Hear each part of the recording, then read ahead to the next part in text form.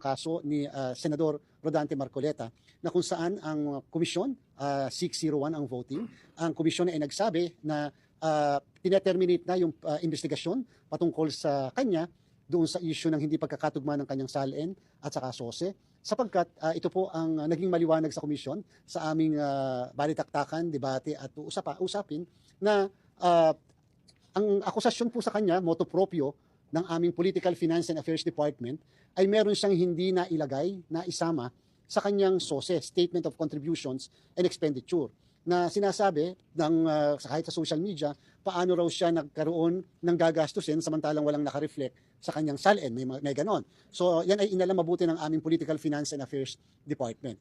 Nung po siya ay sumagot, ang kanya pong kontensyon ay merong nagbigay sa kanya na 3 donors, at yung 3 donors na ito ay nagbigay daw sa panahon naman na siya ay hindi pa kandidato. Nagbigay daw sila sa panahon na nag-file siya ng kanyang candidacy, pero bago sumapit yung unang araw ng campaign period, na at that time, noong 2028 ay February 11, 2020, at 2025 ay February 11, 2025. Samantalang nagbigay daw sila on or before the end of December 2024. Sabi po niya, sa desisyon ng Korte Suprema sa kaso ng Piñera versus Comelec, ay hindi pa kandidatong ganap ang isang nag-file ng Certificate of Candidacy dahil mas maaga talaga ang filing sa isang automated election, pero kandidato lamang sa unang araw ng campaign period. Yan ay 90 araw sa national position at 45 araw sa local na posisyon.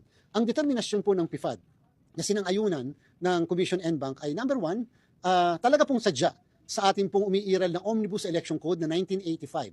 Kapag ang isang kandidato ay hindi naglabas o hindi nagsulat o hindi lahat nilagay yung dapat na hinihinging dapat nakalagay sa SOSE, yan po ay punishable. Yan po ay isang election offense. Yan po ang nakalagay sa Section 109 ng Omnibus Election Code na dapat ilalagay lahat yung mga dapat na hinihingi ng form ng SOSE. Ngayon po, ang sabi rin po ng Omnibus Election Code, Section 262, ito ay isang kasong kriminal, ito ay isang election offense na may kulong na 1 hanggang 6 na taon. So yung po ang inalam ni PIFPAD namin, ng Political Finance and Affairs Department, sa Jabang meron siyang criminal liability or pwedeng kasuhan siya ng election offense dahil dyan. Sa pag-research po at malalim na pagtingin dito sa naging kasong ito, naalaman po na meron pala tayong isang batas, Republic Act 7166. Yung pong Republic Act 7166, more or less 2007 po yan po ay nagpo-provide ng tinatawag na synchronization of election. At yung pong synchronization of election na yan, Republic Act 7166, na naipasa ng Kongreso at naging batas, meron po siyang provision, Section 14. Nire-reiterate sa Section 14 ang pagpa-file ng SOSE ng lahat ng kandidato. Ngayon po, ang pinaka-importante ay yung Section 39 ng mismong Republic Act 7166, yung batas na binabanggit natin.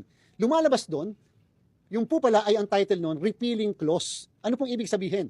Ito ay isang probisyon ng isang batas na meron siyang mga binabago sa mga nakaraang batas na umiiral patungkol sa parehas na issue or subject matter. Isa po sa binabagong probisyon o nire-repeal, binabaliwala, ay yung pong Section 109 ng Omnibus Election Code. Na ibig sabihin na ito po'y binabaliwala na nangangahulugan, dinidecriminalize ang ibig sabihin. Hindi na siya ginagawang kasong kriminal.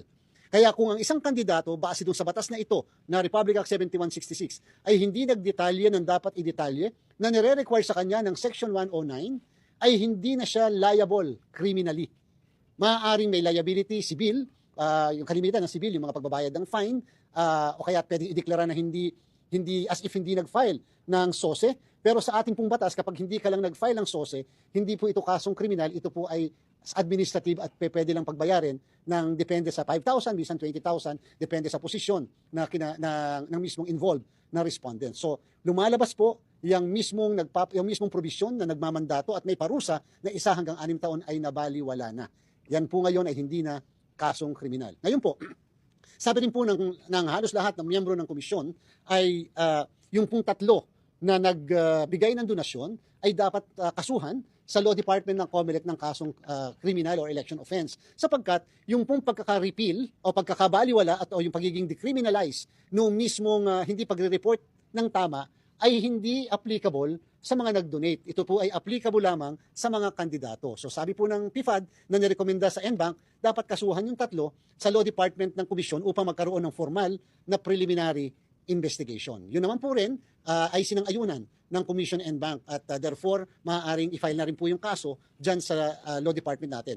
At yan naman po yung magkakaroon pa rin ng proseso, may due process na tinatawag, sapagkat yung Law Department ng COMELEC ay parang magiging piskalya.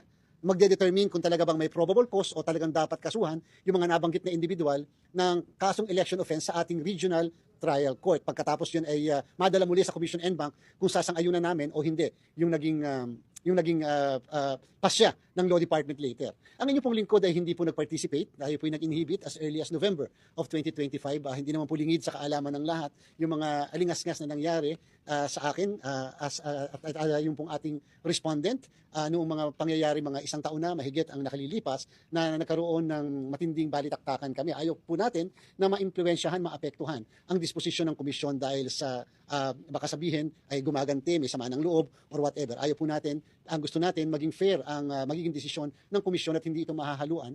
Ganun ang chairman pa ang na-involve doon sa mismong balitaktakan na yon. So para po ito'y maging maayos, ay minarapat po natin na hindi mag-participate dito sa Commission and Bank resolution na ito. So yan po ang maliwanag na wala po kasi tayong batas sa kasalukuyan.